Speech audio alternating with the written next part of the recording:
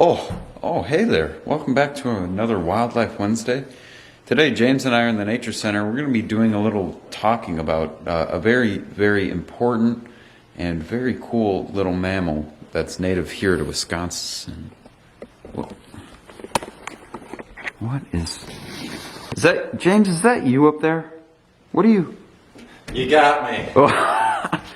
What? Why are you holding a plastic bat, James? I thought since we're getting close to Halloween here, and it's getting cooler out, and I thought maybe we could talk about one of Bethel Horizon's a critter that we have on the property here, bats. And they're also a spooky critter, and I thought it'd be fun to, do one of our Wildlife Wednesdays on these fun little guys. All right. So here's one of our new exhibits. It is the Bat House in the Nature Center here. And we've got lots of cool information about bats, but just for a little overview, bats, we have about 7 species that can be found in Wisconsin, but 3 that are really common. And bats are really important because not only do they help control the insect population, but they also work to disperse seeds, and they are also pollinators. And bats are pretty cool. So unlike birds, when birds fly, they flap their wings kind of like up and down. And when bats fly, it's more of a swimming motion. And they've got these elongated forearms and then elongated fingers with a very thin membrane instead of feathers that goes between the ends of their fingers down. And they use a very swimming, like you're doing the butterfly, but in midair. So if you ever see a bat fly, it's pretty easy to tell as opposed to a bird because they're doing this kind of motion instead of the up-down motion. Wow, James, what is going on in... Oh! Yeah. So this is our nighttime bat room, and as most of you guys know, bats are nocturnal animals.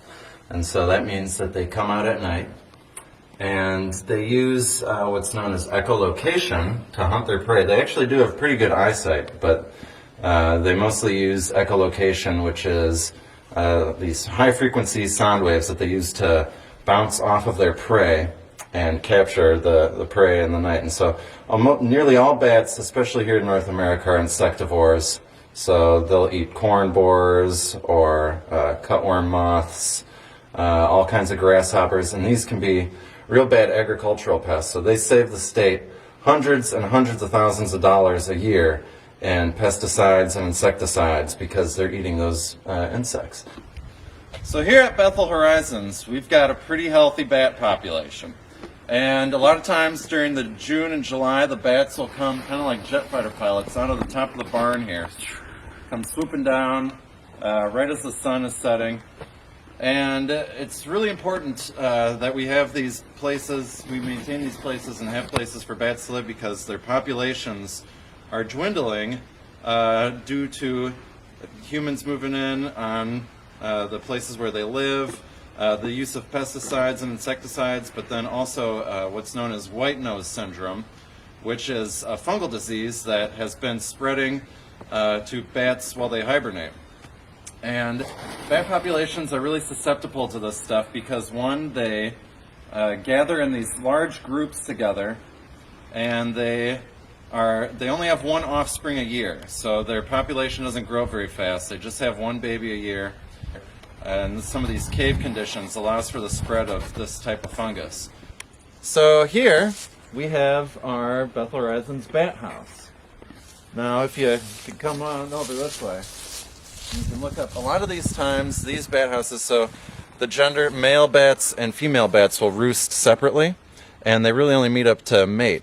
And a lot of these bat houses are generally used as maternity bat places where the females will come and raise their young, their pups, and they do this, and so you can see, so what they'll do is during the daytime, they're stuck up in the slots here, and these are built so they have tiny little slots where the bats can crawl up, and as some of you may know, they like to hang upside down by their back feet, and then they will come out in the evening and swoop down through here and come and catch insects. So right now it is mid-October, and we don't have any bats. The bats usually leave around September to go to their hibernation places.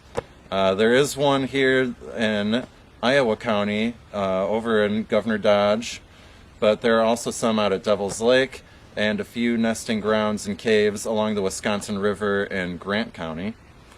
And the bats spend over half their lives hibernating. So half the bat's life is spent asleep hibernating. And they hibernate for a pretty extended period of time, usually from about October until April.